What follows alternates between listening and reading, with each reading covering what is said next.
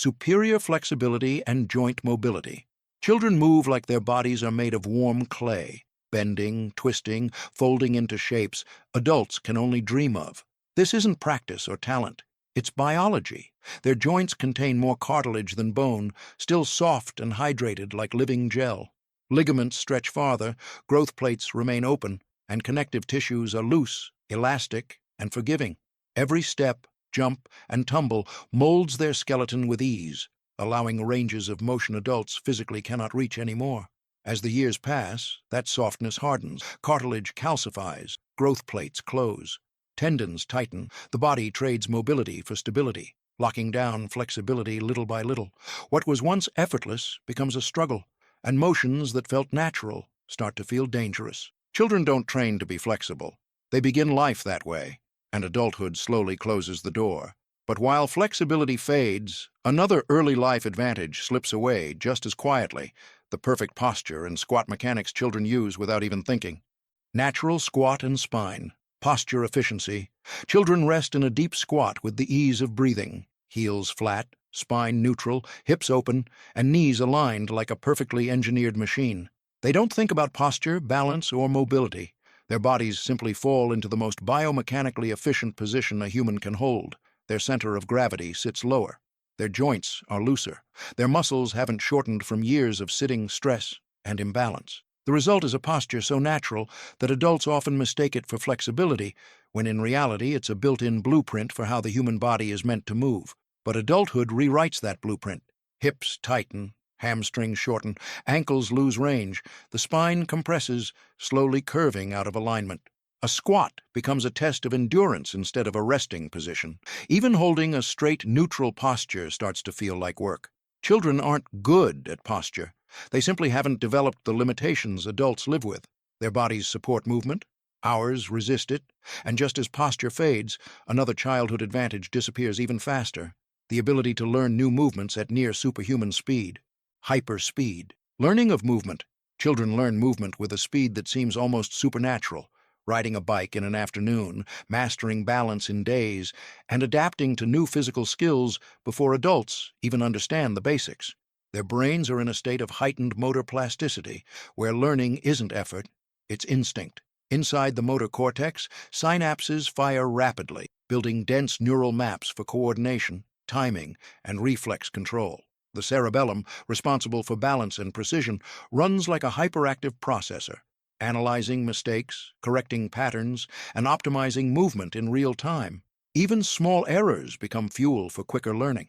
As the brain matures, that flexibility closes down. Synapses prune, neural circuits stabilize, and the brain shifts from exploration to efficiency. Adults don't stop learning, they just learn far more slowly. Patterns cement, reflexes dull. Coordination requires conscious effort instead of playful experimentation. Children don't just practice more, their biology accelerates mastery. But while learning speed fades, another childhood advantage quietly slips away too: the body's remarkable ability to heal faster than time itself. Faster healing and injury recovery. Children heal with a speed that almost seems unreal, bones knitting together in weeks, skin closing seamlessly, and bruises fading long before adults would even stop limping. Their bodies operate in a regenerative mode, where repair isn't slow maintenance but rapid reconstruction. Their collagen is softer and more flexible.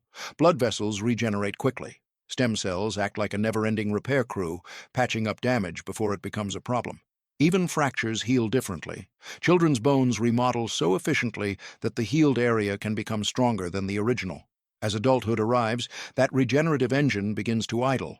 Collagen stiffens, stem cell activity drops, blood flow to tissues slows, turning what used to take days into weeks or months. Scars grow thicker, injuries linger longer, and recovery becomes something you feel with every birthday that passes. Children don't just recover, they rebuild. But while rapid healing fades, another natural talent disappears as well: the instinctive, perfectly optimized way children run without ever touching a textbook on biomechanics. Natural barefoot running ability. Children run the way the human body was originally designed to move: light steps, soft landings, and perfect posture, all without a single lesson. Their feet strike the ground on the forefoot or midfoot, absorbing impact through flexible arches and bouncy tendons that act like natural springs. Their bodies haven't yet been reshaped by shoes, chairs, or years of uneven pressure. Their ankles stay mobile, their toes spread naturally, and their posture aligns itself effortlessly with every stride. Running barefoot is not a skill for them. It's a default setting, but adulthood slowly erases that blueprint. Cushioned shoes weaken arches, hard landings become habitual, hip and ankle mobility shrink, forcing a heavier, more jarring gait. The efficient mechanics children are born with fade away, replaced by patterns that strain joints instead of protecting them. Kids don't learn to run correctly, adults learn to run incorrectly. And as natural running fades, another hidden childhood ability disappears just as quietly: the remarkable adaptability children have to both heat and cold. Extreme cold and heat, tolerance, adaptability. Children handle temperature swings with a resilience adults rarely notice, playing outside in winter without shivering or running under the sun far longer before overheating. Their bodies operate with a wider adaptive range, constantly adjusting to the environment with surprising efficiency.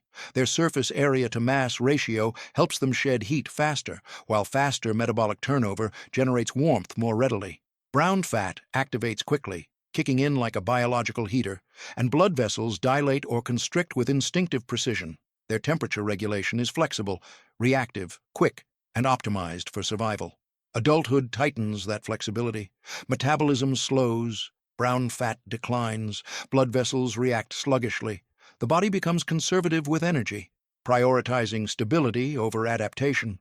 Heat lingers longer, cold cuts deeper, and the comfort zone narrows year after year. Children don't just tolerate temperature, they adapt to it. But as environmental resilience fades, another childhood advantage weakens too: the natural ability to hold the breath longer and control the diaphragm with ease. Breath holding and diaphragm control potential. Children start life with a surprising ability: a naturally high tolerance for carbon dioxide. Babies instinctively hold their breath underwater for brief moments, and young kids can often stay submerged longer relative to their size than many untrained adults. Their diaphragm is soft, elastic, and highly responsive, allowing deeper, more efficient expansion of the lungs. Their respiratory reflexes are still developing, which gives them a wider margin before the urge to breathe kicks in. The body allows more CO2 to accumulate before sending panic signals, granting children a kind of built-in breath-holding advantage. Their lungs may be smaller, but their physiology works in their favor. As adulthood sets in, this natural potential fades. CO2 sensitivity rises, making the urge to breathe come faster and stronger. The diaphragm stiffens, lung tissue loses elasticity, and the body prioritizes protective reflexes over exploratory ones. Adults can train to improve breath holding, but the instinctive baseline is gone. Children begin life with a reservoir of respiratory freedom, and as that fades, so does another quiet superpower: the unmatched metabolic flexibility that lets kids burn energy with remarkable efficiency. Innate fat-burning and energy utilization efficiency. Children burn energy like a high-performance engine, fast, flexible, and endlessly adaptive. Their metabolism shifts effortlessly between fuel sources, using fat, glucose, and oxygen with near-perfect efficiency. Even at rest, their bodies burn a higher percentage of fat than most adults do during exercise. Their mitochondria operate at peak output, generating clean energy with minimal waste. Hormone levels favor growth and fat burning over storage. Muscles stay insulin-sensitive, absorbing nutrients quickly and preventing the sluggish energy crashes adults experience. Every system pushes toward movement, repair, and exploration. Adulthood changes that balance. Metabolism slows, muscle mass decreases, and hormones shift toward conserving energy rather than spending it. Mitochondria lose efficiency, fat-burning pathways become less active, and metabolic flexibility shrinks. What once felt like endless fuel becomes limited battery life. Children don't just have more energy, they use it better. Their biology prioritizes motion and growth, while adulthood prioritizes stability and preservation. See you in the next video. Brain is wired to believe you're being watched far more than you really are, as if a spotlight is constantly aimed at you.